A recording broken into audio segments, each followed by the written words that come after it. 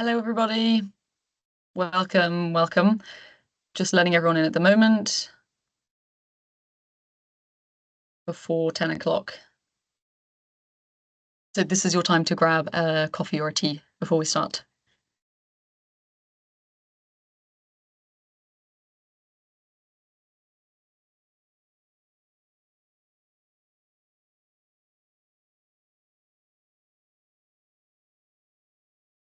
We're just waiting for everyone to come in. We're 1 minute early, so expecting a few more people. We'll just leave you there for the moment. But thank you for joining us today.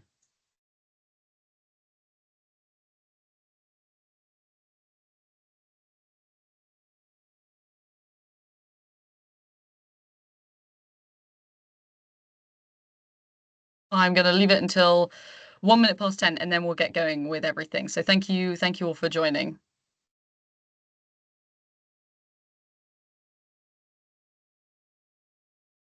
If everyone's got their hot drink to absorb all of Benoit's knowledge for the next hour, then this is the time to do it.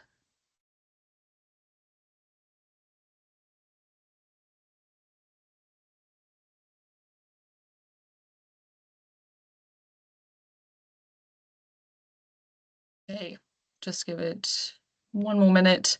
Hope everyone's doing well this morning,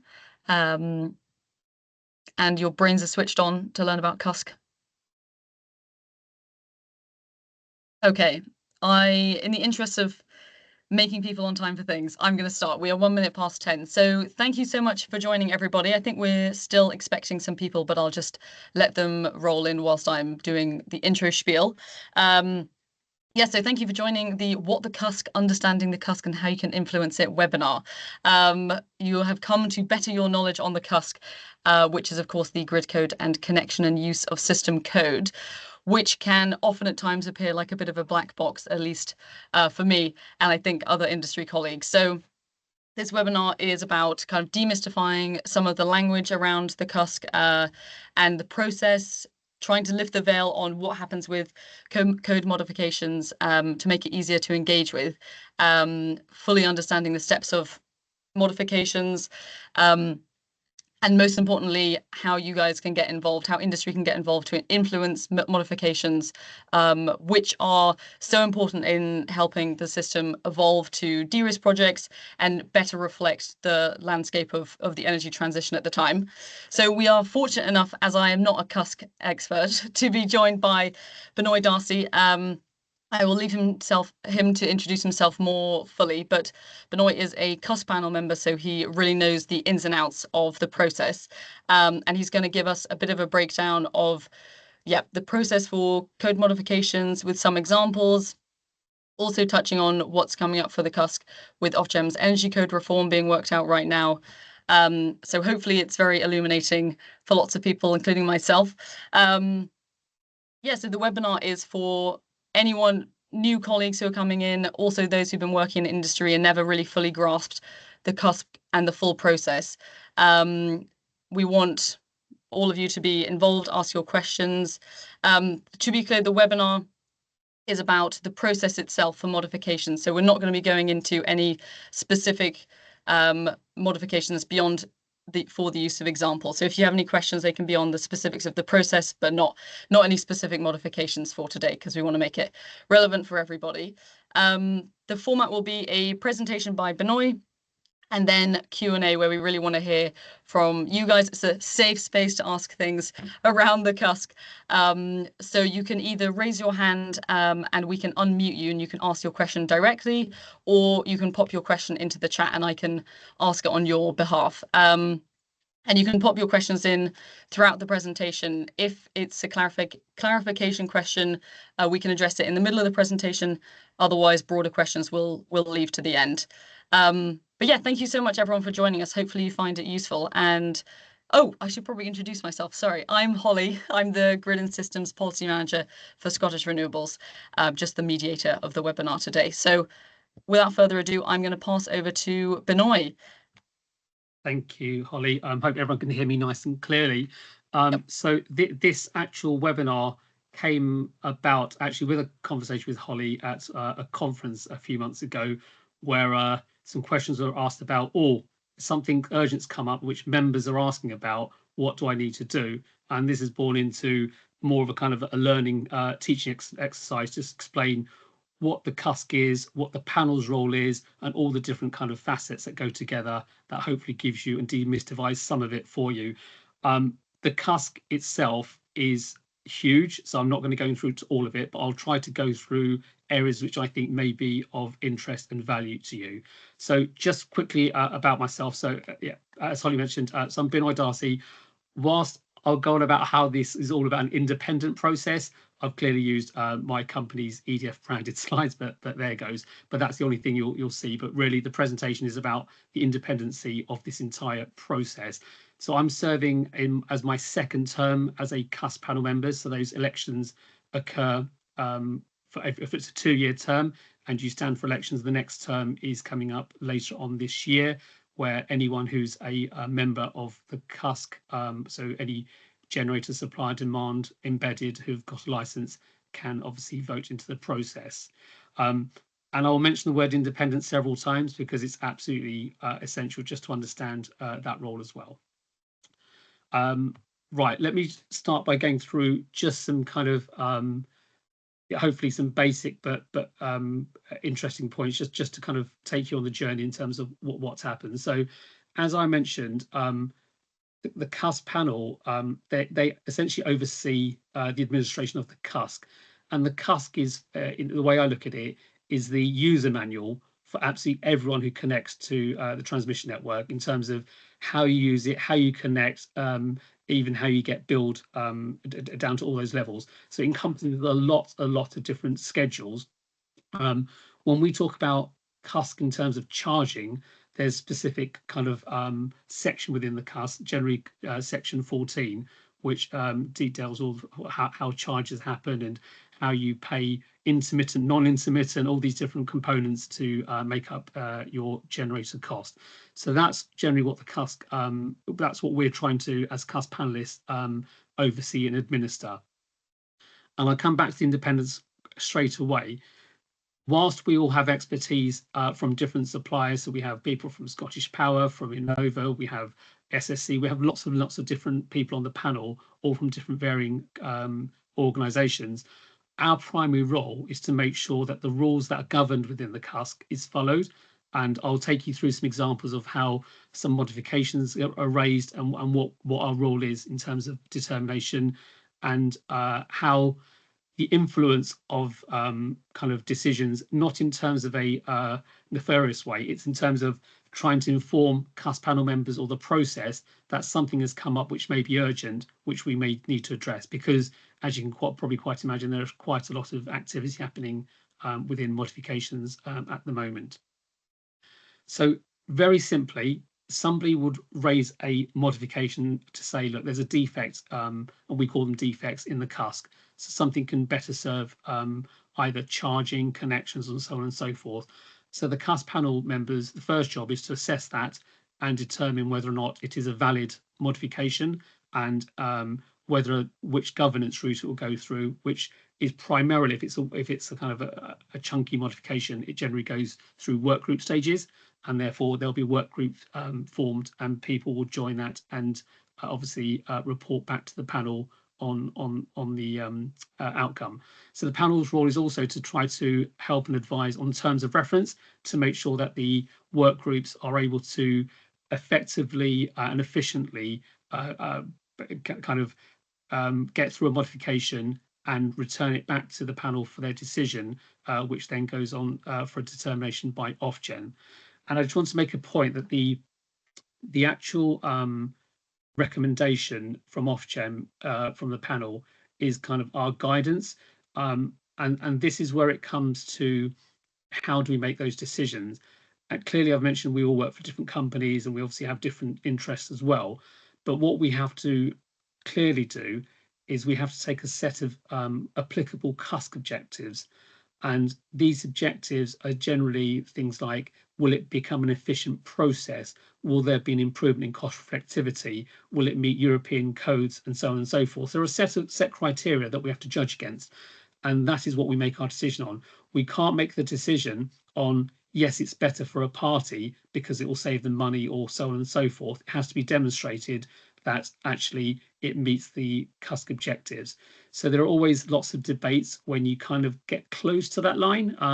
So in any CUSC panel, and anyone who has any interest, I'm sure at some point, if anything have anything comes up on the agenda, there's always an option to sit as an observer to actually listen firsthand. Sometimes what happens, and I just want to warn you, some of them aren't very interesting and quite dry, and we do talk about things that are, yeah, very hard to keep focused on because it's procedural things. But just to let you know how I got into it as an observer, and found some of the meetings quite interesting. So once we've made once we've made a panel recommendation, it might be an original, a series of WACMs, which are the alternatives that the work group have come up with. We, as a panel, will make a vote, and then that vote will be given to Ofgem with the final modification report, in which Ofgem will make their determination, and they will clearly either approve it, reject it. There is a third option, which is to send back, but essentially they'll still come back to an approval or rejection stage. So a send back would be that some missing information, some clarity, but the role of the CUS panel is really to stop that send back process where possible. So we look in detail at things like the legal text, which is what will eventually go into the CUSC manual, and that needs to be quite accurate and actually give every user the sense they can understand this, and the clarity. So we also look at the legal text in quite a lot of detail from every modification to make sure it actually serves its purpose, and Ofgem doesn't send it back. Once it's approved, it's codified. Therefore, it will go into the code at an implementation date set by the process. There are lots of obviously processes within that, which are consultation responses, which I won't go into now. That is more kind of the pre-CUS panel. That's kind of work group stage, which if those who are interested in that, either can send information or we can potentially do something at another time. I just want to also mention, because it can happen, it has happened, is that if Ofgem were to make a determination and it went against the panel recommendations, the unanimous panel decision was one option, and Ofgem made a different option, there are ways to legally challenge that if there needs to be. And there's also legal routes to happen if they did agree and they choose it, because you can always argue that there has been a adverse impact to a party. And then just the final point in this whole kind of sphere of code modifications and when people raise them, if Ofgem were ever to raise, and they have done, I think the last significant code review was the targeted charging review back in 2018, 2019, where they're looking at trying to change the contribution and of charges or network charges. So that was raised as a significant code review. And what essentially happened was any modification that's currently in play, that's already been raised, can continue, but there will not be any permissible modifications being allowed to raise that are within the scope of the significant code review. So essentially, they kind of ring fence that area until the significant code review is undertaken. And the reason I actually mention this is because for those who are currently absolutely knee deep in this connection reform, the charging reforms, the CNP 444, the kind of the allocation of costs and predictability, Ofgem could have at some point raised this concept within a significant code review, so they could have put it into that vehicle, and therefore they could have managed it better. What they essentially did was they gave industry a lot more kind of leeway by going down avenues like the Tunuos task force, ad hoc meetings, and these other areas to try to bring ahead reform. So there are two ways of actually tackling this, and I thought I'd mention significant code review just to kind of paint the picture. Where we are today could have potentially been different had Ofgem decided to envelope all of these changes into a different vehicle. So it was just clearly a choice they made, because significant code review generally takes several years. And I think Ofgem's view at the time when we're talking about it was we need to be quicker than that. Are there any specific questions at the moment that have come up, Polly, that I need to answer, or should I move on? There are two in the chat which I feel like could be answered right now, more clarification ones.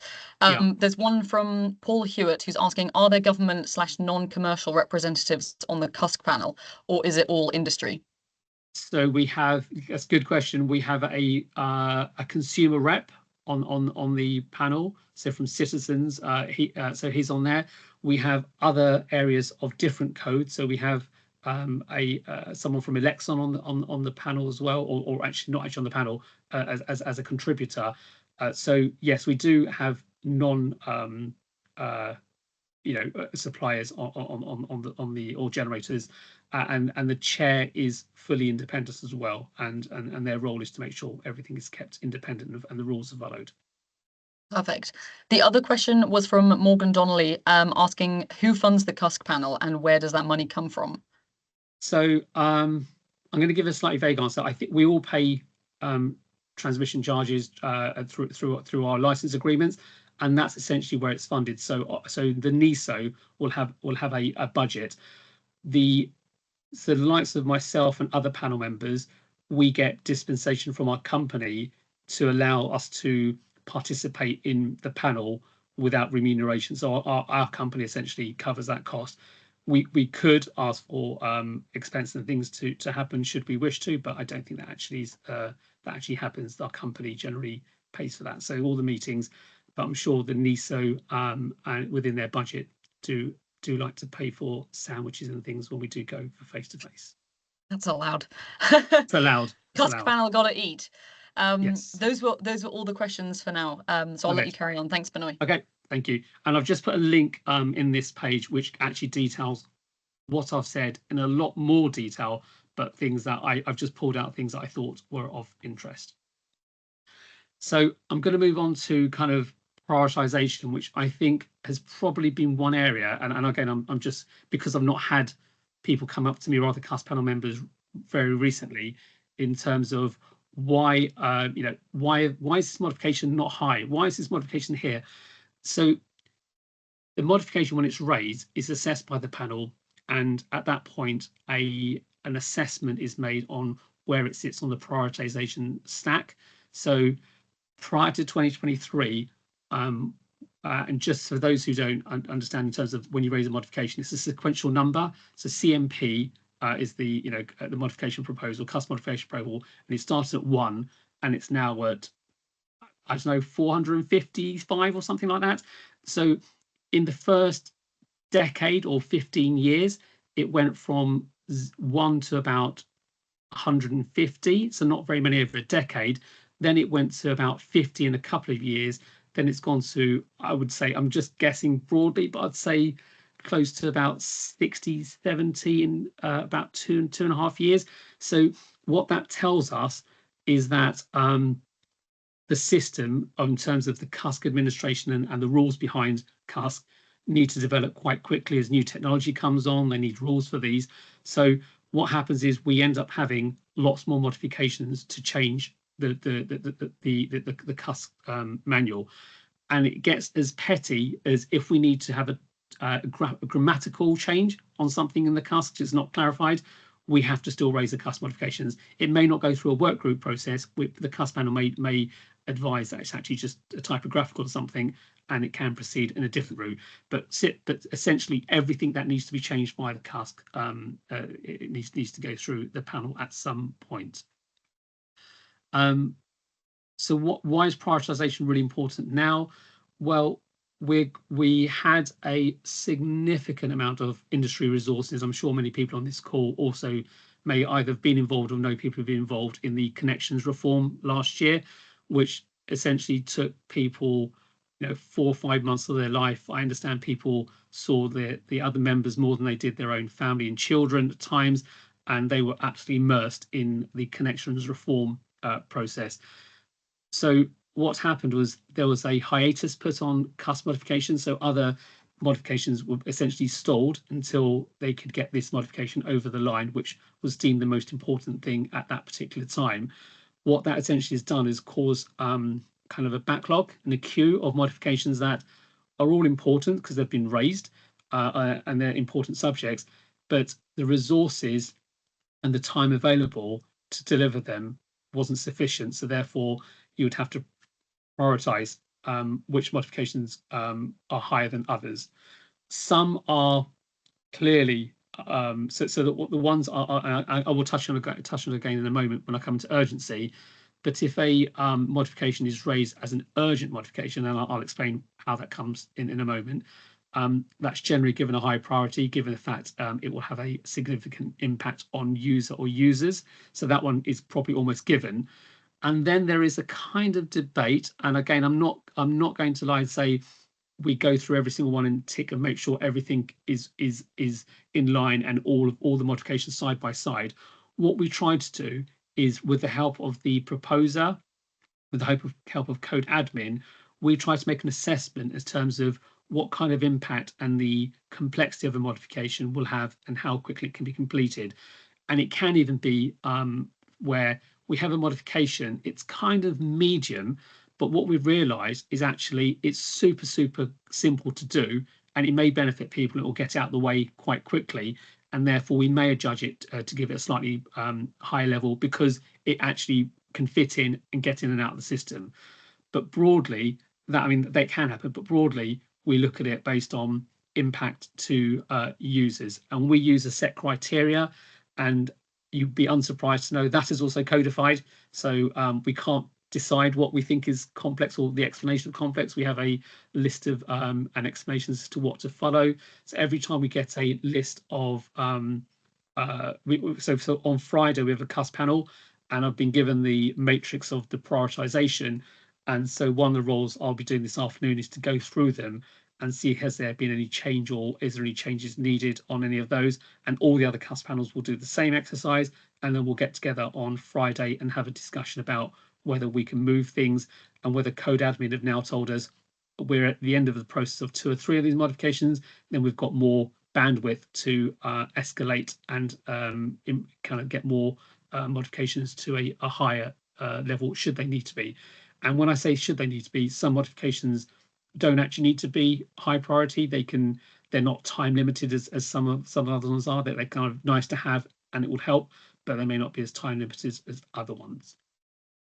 So when I talked about prioritization, and when certainly when Holly approached, we had a conversation a few months ago. There was a particular modification that came up, and that's what I raised at the panel. And before I move to that, I just omitted the fact on the bottom we categorize them into those 5 categories from low to high. So move on to this slide. So this is one of the examples, and what we'd probably encourage others to contact panel members more frequently should they wish to, is look, if you think something is urgent or needs a priority, as I've explained, we need to satisfy a set of complexity, importance, and urgency criteria. So just saying, by the way, it's urgent for me may not allow us to increase the importance of that modification. However, when you've found a proposal and then you alert a customer with some evidence of it, the panel member can quite rightly raise that during the prioritization panel discussion, and then the panel will then vote based on that evidence whether or not they agree to change the prioritization status.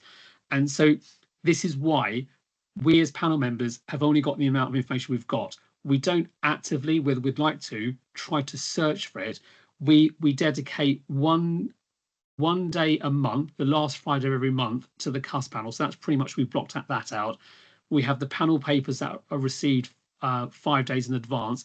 That probably takes about either half a day to a day, depending on how many reports we need to read.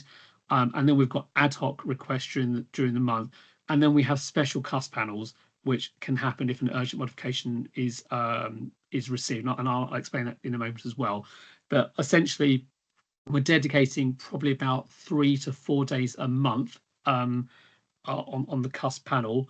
And it can, on a very, very quiet day, a quiet month, be a day and a half. But on the very, very busy days, I think 3 months ago, I think I dedicated about 9 days to it. because we had lots of urgent modifications coming through. So you can see, but broadly, 2 or 3 days is generally the amount of time certainly I spend, and maybe other panel members spend. But reading these, we have to unfortunately, well, let's say unfortunately, that's a very bad choice of word. We read all the modification reports, which are quite lengthy, which does take time. So in terms of, unfortunately, in terms of the time amount that we need to read. So going back to this particular prioritization, we realized that CMP 444, which was the liability issue that would be facing some members, would actually security liabilities would actually impact members quite significantly. So I was given some evidence by Holly. I was given some anecdotal information when I started talking to other people about that, just to build up some more evidence. I found out that this was quite a wide issue. And so in the May panel, I raised it to other members, and we had a very good discussion. And then even Ofgem got involved. And sorry, that's another point. Ofgem are a representative on the panel as well. And Ofgem also said, "Oh, this looks like it is an issue." So they were also at that point thinking, yeah, we can understand the direction of moving it to a high. And then we also discussed whether or not high is actually good enough, because what we're finding was that the proposal could have significant commercial impact. And then, because when we're discussing about it, we looked and thought, look, if you look at the areas of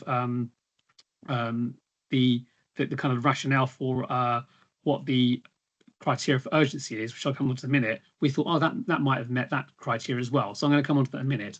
So in this instance, raised, discussed, and then we essentially approved that this modification should be expedited. And that was a good working example of how it worked and how it should work in future. So reaching out to panel members and evidencing priority is always a good thing. And even if it's just to discuss and put that point of view across, it's always welcome and helpful. Are there any questions before I move on to the next slide? There are 2 questions. I think I'll leave one for the broader question at the end. One question I think you've potentially already answered. It was from Steve Hayes. Benoit, has your role on the CUSC panel become a full-time occupation? That might seem... Benoit's being very generous with his time here, but yeah, maybe you'd already answered that, Benoit. Yeah, I mean, I think if you take on this role, you generally are plugged in a lot of the time anyway.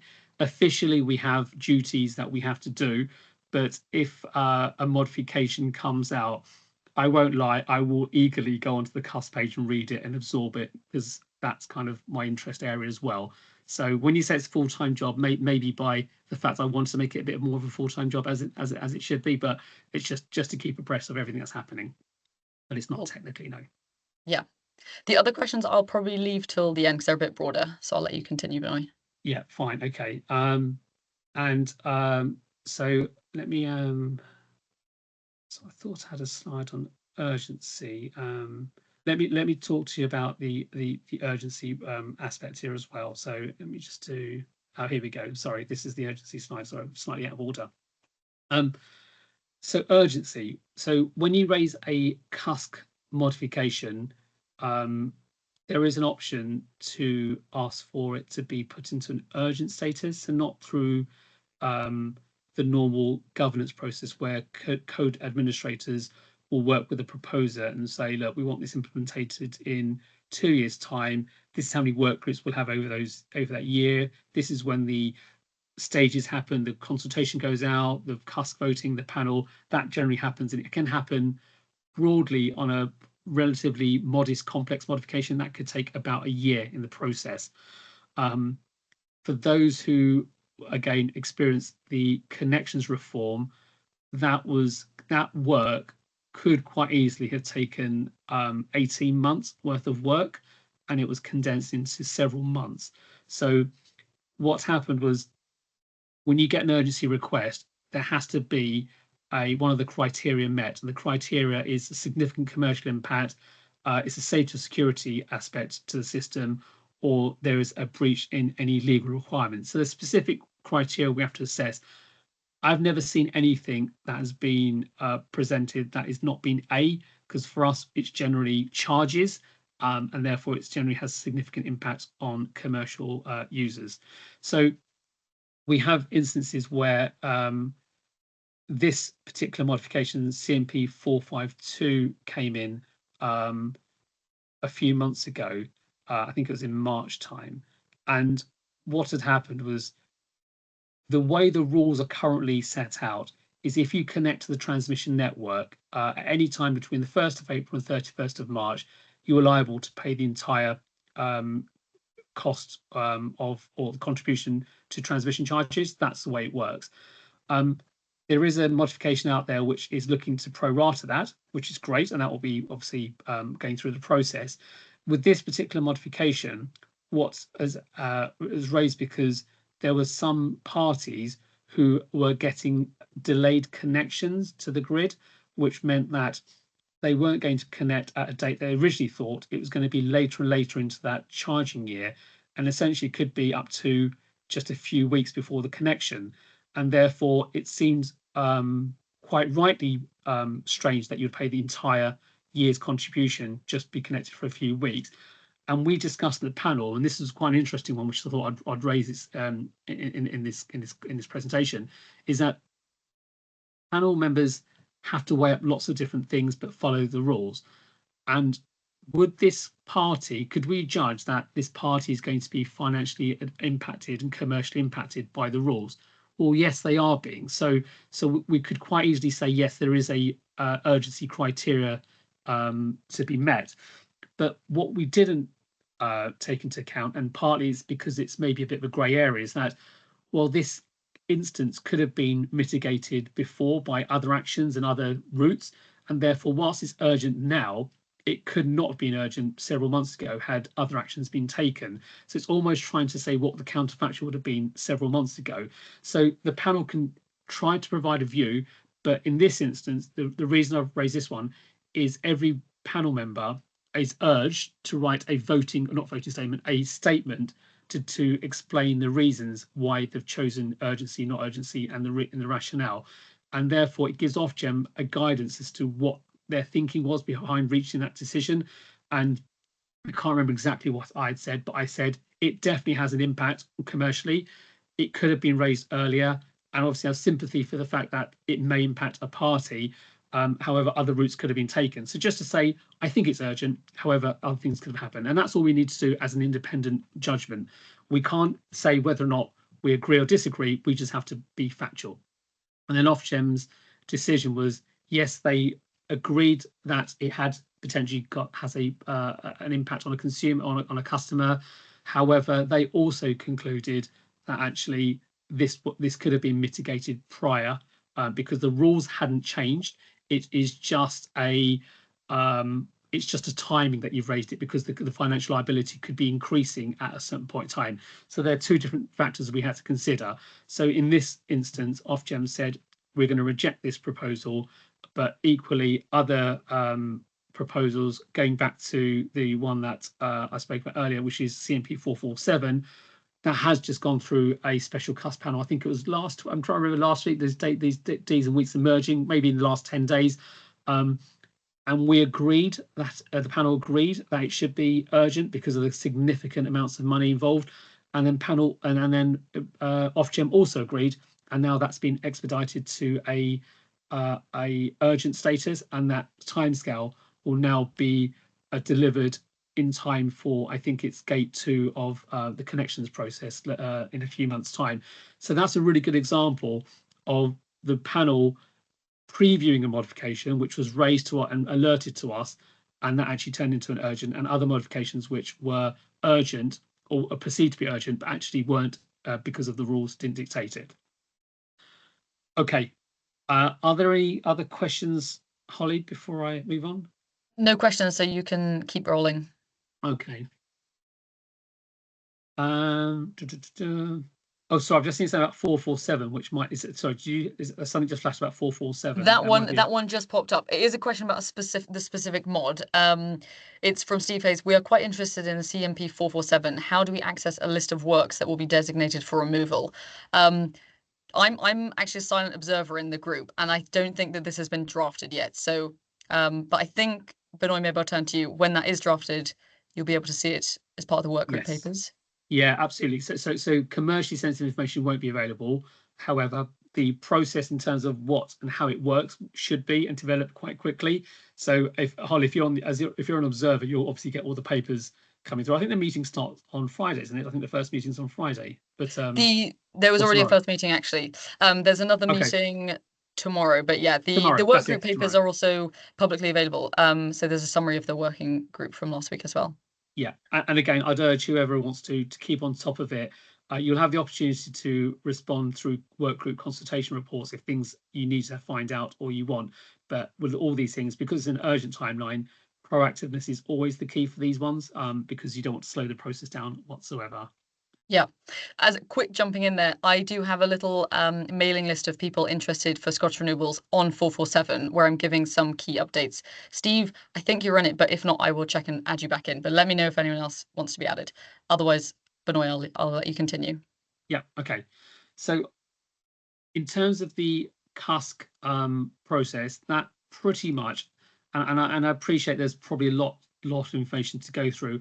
I think my key message for the CUSC before I move very briefly onto the energy code reform, is that there are points where you can influence. There are ways, and if you understand a few of the key rules behind what you can and can't do, or what you need to look out for, there are obviously ways that you can help, not just areas of kind of people who, in terms of users yourselves or people who might be interested parties, but also make the process much more efficient, and we can get prioritization correct, because we review it every month and we can't change them every month, because we don't want to say to the work group, start now or then stop and start and stop. That's not effective, and clearly resources are scarce sometimes in this industry. But what we are trying to do is make sure we have all the relevant information when we make that decision for prioritization, to ensure that it gets done in a timely fashion. So that was kind of really kind of the final part of the CUSC process. I will touch upon the Ofgem's energy code reform just to give you more of a preview rather than anything more in depth. It kind of sounds like, and this is kind of the bluntest way of putting it, is this is going to be putting all of, when I say all of us, CUSC panel members and everyone out of work at some point.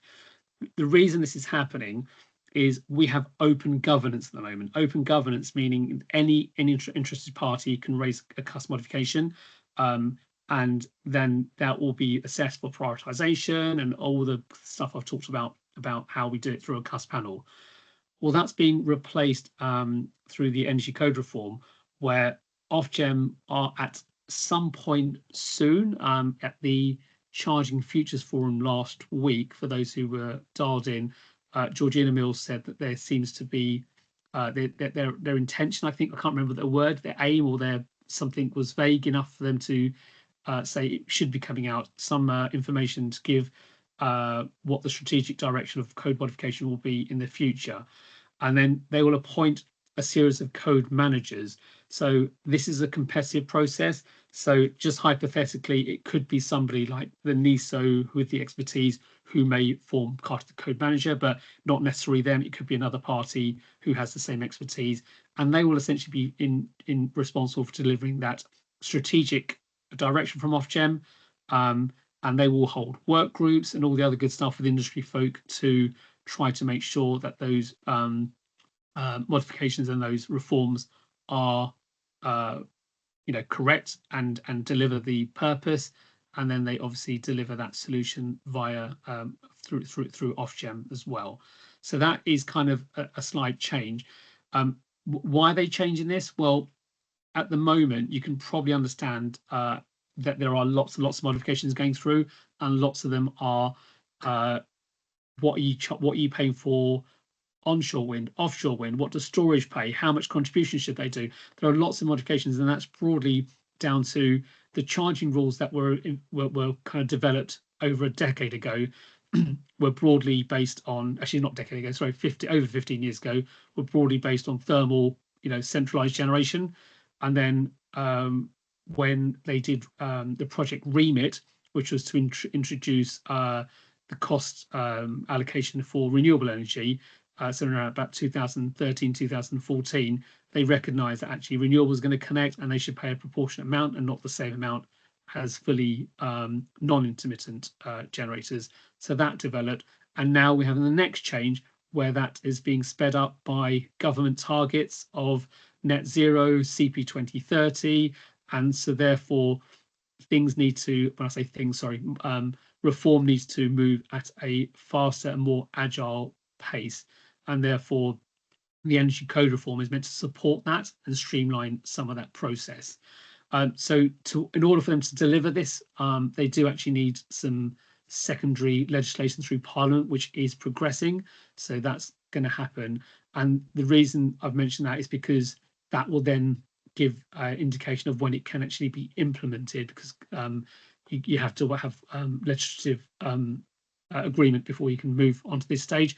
But in the background, Ofgem are still in stage or phase one, which are appointing the code managers. So I think the BSc and then essentially the CUSC and so on and so forth. So that's going to happen. You know, I'm looking at the process, looking where we are and the other challenges the industry have. Do I think it will be April 2026? I think that's going to be a stretch, but I'm no expert in terms of how long it's going to go through, how long things will take to go through legislation, or how long the code manager appointments and other things will go.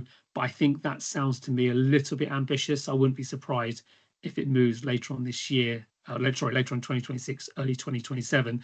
And it's not necessarily has to be April. April's a date that the industry's chosen because that's when charging statements and other things generally become published. They obviously like that date, but it can happen at any point once everything has been set in place. And then, as I mentioned, that it will replace the CUSC panel, the CUSC panel, and it won't exist in this new world, but there will be opportunities to feed in through either work groups or strategic work groups, or however the reform is finalised. So whilst we've got a year or two to kind of help influence these things, I just want to make you aware that there are changes happening in the future. And so just finally, just to leave some time for any observations or questions. So again, we are independent. Sorry, let me just. So yeah, so all the panel members are independent, and we serve the interests of the users and are bound by, as you can probably now imagine, lots and lots of rules that we have to abide by. We, as a panel, do not make the final decision that gets implemented. It's still Ofgem. We are there to make a determination based on the applicable CUSC objectives, which I've mentioned are, you know, they're available. And obviously, if you want to see them, every time someone raises a modification, you have to find a defect against one of these. You have to kind of be positive or against one of these applicable objectives. But broadly, things like it's more cost reflective, you know, better efficiency, and competitions improves across different jurisdictions and so on and so forth. So we have to make sure that a proposal actually does actually meet those criteria. And then finally, as I just mentioned, the energy code reform is underway, and you'll notice more and more information coming out over the coming months as we move to a different way of governance as well. So I was going to leave it there, and if there are any questions, observations, or anything, very, very happy to take them. Perfect. That was really helpful. Thank you, Benoit. I think you have a way of describing things which makes them sound less CUSC and techie, at least for me. So that was really helpful, knowing about how industry needs to be more proactive and bringing evidence of all kinds to the CUSC panel to try and get things done. We do have a few questions, so I'm going to start just from chronologically. Alscope is asking, will the CUSC panel change due to National Grid spinning off NESO and doing more strategic planning? Presumably NESO's CUSC teams sit in the publicly owned part of their business. So I can't comment for the actual NESO part. They have representatives which are salaried to NESO, and they will act under the NESO. So you have a representative who actually will give you the NISO's views on these modifications. But again, they have only one part of the vote as equal to all the others. So it's not like they can dominate the CUSC panel in that way. Okay, that's clear. Next question is another one from Steve Hayes. Given the complexity of the CUSC, how do you identify all areas of the CUSC that could be impacted by a modification? Really good question. So as part of when you raise a modification, you go through a critical friend process with the NISO. So what they'll do is they'll sit and go through the modification, and then they'll go through sections of the CUSC which we believe, or they believe, will be impacted. So it could just be a simple one part, 14.3, section 6, whatever, and that's it. What you generally will see is that people miss things, because that's a really good question, because as you go through the process, you may find that a terminology that was used, it was introduced, doesn't exist anywhere in the CUSC. So you then have to go back and find other instances where that may have come up to make it joined up. So you're right, it is a difficult art, but I think we have this critical friend path stage of the process, which hopefully determines which part of the CUSC it will impact. Perfect. Next question is from Paul Hewitt. If I miss anyone's question, please flag. But under the new structure, will CUSC members be able to raise defects to the code manager? Is the process for how this would happen already clear? So it's not necessarily the CUSC panel. It's a good question again, and that was kind of what I was drawing out. I may have actually missed that, which is probably why that question has come up, which is the bottom part of this graph, which is you should still be able to, as a user, raise a modification. That's sorry, I actually just realized I had missed that out. You can raise a modification. However, the code manager is responsible to prioritizing everything now. So therefore, there will be that element of you raise it, you say it's a defect, but because this code manager is being given a strategic direction by Ofgem, it needs to somehow fit into that thinking. That has not been discussed, so it's an area where if there are ways that you think it could work better as it gets progressed, that's a good opportunity to speak up then. Mm-hmm. Building on that, Pete McCrory has asked, how confident are you in the new process under code reform? Will NISO be able to get the right people in place as code manager? Will NISO or Ofgem? Yeah. So from what I hear, that's the expectation. You've got natural candidates who do similar roles, and you've got other ones who can administer codes anyway. So it could be anyone.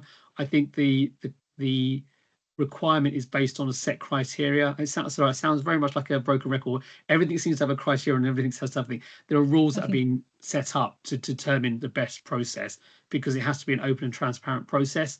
So I think that do I have confidence? I do. How effective and how it works, that is all down to the detail and how this all meshes together and how industry work together. But yeah, I have confidence that they should be able to appoint a good code manager. It's just how it works, which is not the detail that's been provided yet. That's really the crucial part, I think. Yeah. Just to flag also that Ofgem has got a consultation at the moment out on the standard license conditions for code managers, and also code modification appeals to the CMA, which closes on Friday. Scottish Renewables has drafted a response, so we have just emailed that out very late in the day because interest just came. But if you want to have a look at that, it's just high level and input, then let me know by midday on Thursday. Sorry, quick turnaround on that one. We don't have any other questions in the chat right now, but please keep them coming. So I thought I would maybe indulge myself with some of my own questions. Just building on what's come up there around reform and code manager thing. Do you think doing reform right now is a good idea? And do you think it's necessary? Well, I don't know which hat to wear now, so I don't have to wear my CUSC panel hat now. Look, I think I can see why you go through a code reform view. The process at the moment is quite clunky. You know, people just raise modifications based on what they think needs to happen, and there's not really a structure to it. So I think putting a bit more structure behind it is also quite a good thing. So I can definitely see the merits behind it. I'm always interested in the detail and how things work. So as long as you've got that function set out, it's clear, accessible, and people can work with it, I think it should work. but again, it's like with everything, it is all down to the detail how exactly these things actually work. Yeah. And how obviously there won't be a CUSC panel anymore. How do you foresee your role and like all that expertise that exists and sits in the CUSC panel right now? How will those people be able to continue inputting to CUSC and kind of preserving that knowledge that's been accumulated? Yeah, so I think the roles that we have and the expertise is more about understanding process, understanding how things work. So that's kind of quite transferable kind of skill to have. It can be transferred to different things. In terms of input, what we don't want to lose is the expertise of people's knowledge of uh, 20 years of experience that has it. Yeah. And so one of the things that I'm slightly concerned about is we have a couple of panel members have been there for, I'd like to say, 15, 20 years, continuous panel members. And when we're discussing things, and some of us newer members, we don't know what happened 20 years ago. So it's always good to have draw that experience through. So Yeah. I hope that these people still are around and feed the process and hopefully shape actually how this is implemented, because that's clearly, you don't, as you say, you don't want to lose knowledge at a critical time when so much change is happening. Yeah. Um, there's another question from Pete in the chat, but I'm really going to quickly jump in with another question just because it's related to that point. How, as you were talking about the scarcity of resource on things, obviously the process is set to change, but part of code reform, I think, is about trying to get more people in to be able to engage on things. Is that How do you think that, basically, what's your view on how they're addressing that? Getting more people in who know enough about the code so that modifications and things can go through more quickly, or they can inform it through working groups? Yeah, there'll be working groups, and I think for those who are on working groups, you will probably gather. And again, I'm just showing how long I've been in this kind of area and modifications. I've been doing it for probably about 15 years. When we first started CUSC modifications, and what I've said, my participation, there were the same 6 or 8 people all the time in every work group, Yeah. and therefore our expertise was basically we knew a lot of the stuff. What I'm finding now, which is very refreshing, we're getting lots of people who may not have very much information but can still contribute in their own way in terms of highlighting risks and things that we need to take into account. So I think you still need that level of someone who absolutely loves legal text and loves the way that you can process that and make that part. But then there's also, you need those who can actually foresee. We try to future-proof things as best we can, but we can't obviously do it because open governance means you can make a rule, and it can change with another modifications a year later. That's the way it works. So I'm hoping that the people who are involved in modifications can actually ensure that they deliver what the direction Ofgem have actually laid out, which is all driving to that same thing. And if they all understand that, then you should come up to good solutions. But yeah, you're right. It's not a tested model yet, as in you don't know how it's going to work. You just have some faith that there's enough industry people and clever, smart people out there who should make the process work. Yeah. Yeah.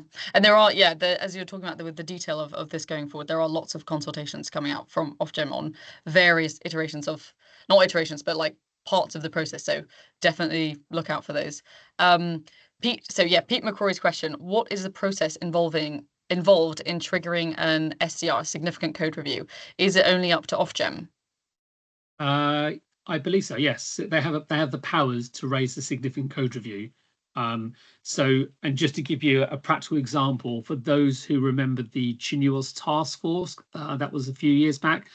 So the discussions with Ofgem, they wrote a letter saying, I think it's maybe 4 years ago, I can't remember now, so long ago, but they wrote a letter saying to industry, we've got a few options that we're considering. One, which is open governance, which is let people raise modifications. Second, which is a task force, or third, which is significant code review. And they realised that actually reform was needed quicker than a significant code review, which is why they opted against that. In hindsight, that probably wouldn't have been a bad call because it's taken 3 or so years to get to where we are anyway. So it could have been done, but we were not to know at the time that wasn't the case. So we have lots of modifications out there that are cost reflective modifications that are changing the slope of generation, the contribution for generation. You've got the reference weighted node, you've got the security voucher, you've got lots of these. These could all be have delivered under a significant code review, set a signal, and be done with, and then you put a modification to fix that. That could have all been done under significant code review. It's happened how it's happened. Bit not the most optimal, but we are where we are, unfortunately. Okay. A question from Neil McKinnon is, how do politicians tend to engage with the CUSC panel? Some parties in the industry, such as smaller generators, would gravitate towards MPs if they desire change. As I'm trying to say, what can I say? We have had approaches, but we're an independent panel, and we cannot get influenced by the political sphere. Whilst they may canvass and provide information, we can't act on that purely because it's independent. But I can understand and fully appreciate the need for some people to escalate it through the routes they know. But the actual route that should be done is through a more kind of the panel route rather than government route. Yeah, that's an interesting question. I can't imagine politicians trying to understand the CUSC panel. Well, we've actually had people who've had customers and constituents who are saying this is going to impact the livelihoods of some people because of some things. So we've had that before. So it does crop up. It does definitely crop up. It's a good question. Yeah, interesting. Whilst we still have, maybe I'll let people go in a few minutes, but I thought I'd just throw out a few more smaller questions if no others come through, because we've still got 5 minutes. What I was going to ask was, if a modification working group is oversubscribed, how are the members of that group chosen? Like, do you have to have specific experience to sit on a working group? I don't know if anything ever has been oversubscribed. There's an optimal amount to have, an optimal amount to have good discussions. But if you look at the connections reform, I think there were a significant amount of people on that, and I think that's probably one of the highest amounts of participation I've ever come across. What you tend to find is the selection process is you just fill in a simple form. Who do you work for? Who do you participate? Is someone sponsoring you? So it could be a consultant or whatever asking for it. And then you just write a few lines to say, interested party can help. You generally are chosen anyway. But what you also find is you have to be, if you don't attend the work groups, you lose the power to vote in the options available to you. And that voting doesn't actually, it's strange to say, the voting doesn't carry any weight towards the CUSC panel or Ofgem. It's an indication of what people prefer. And then if you've got a high propensity of users who are in a, I don't know, let's just say something to do with Scottish renewables and high Scottish transmission charges, if everyone in this panel in the work group votes in favour of modification because it helps them, that's not going to, although that's interesting to hear, that may not be representative of against what the CUSC objectives are. So the short answer is, it's very rare that they curtail work groups, but people generally either finish and don't actually attend anymore when they find out actually other people are kind of going in the right direction. And that's really important, Holly, because if you think other people can represent the same vote or same intention, unless you really want to be part of the modification, it's not essential. You've got opportunities to respond to all the consultations, and it's sometimes more efficient to get somebody who can have several voices for the same organisation or same type of person. That's always quite useful. Yeah, because urgent working groups can take up a decent amount of time regularly in your week. So that's a good point. That is a good point. We've got 2 minutes left, so I think I'm going to wrap it up there. We will share the slides afterwards, if that's all right with you, Benoit. Sure. And the recording, we probably are going to put on our YouTube channel for future watching. So if anyone is uncomfortable with that, then please let me know. But thank you so much, Benoit. This was really, really helpful webinar. There's some comments in the chat already about how it was very enlightening. So yeah, really appreciate you giving us a full breakdown and making it much clearer as to why we all need to get engaged in this. Message from Pete saying, thanks very much for the invite, by the way, guys. Yeah, thanks very much for the invite. It's very useful to kind of have members understand what we're trying to do. Yeah, great. Perfect. All right, I will stop it there. So thank you everyone for joining us, and we'll share everything afterwards. Cool. Thank you. Bye-bye.